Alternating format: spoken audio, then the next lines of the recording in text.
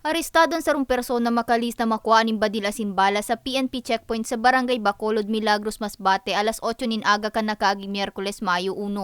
Binisto ang sospek na sarong 42 anyos na lalaki residente kang Aroroy, Masbate asin empleyado kang LGU Aroroy. Sigung kay Police Major Luisa Tino, Assistant Chief kan Masbate Police Provincial Office, pinara sa checkpoint kan personalis kang Milagros PNP ang sospek huli sa kawaran ng plaka asin kawaran ng helmet. Kan buksan ang slimbag para kuhanan sa iyang lisensya, digdi na nasirip kang kapulisan ang sarong kalibre 45 badil na may kaibang duwang magasin na parehong kargado nin mga bala. Hindi wala naman po kaming pinipili.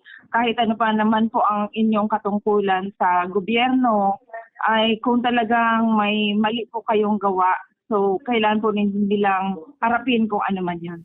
Nakuha man sa sospek ang 10 pambala kung saan Mayo manining naipahiling ng mga dokumento. Kami po ay nananawagan sa publiko, lalong-lalo na po yung mga individual natin dyan na may mga sariling baril na hindi pa rehistrado or expired na ang mga dokumento. So, inihiling po namin sa kanila na ito'y iparehistro na.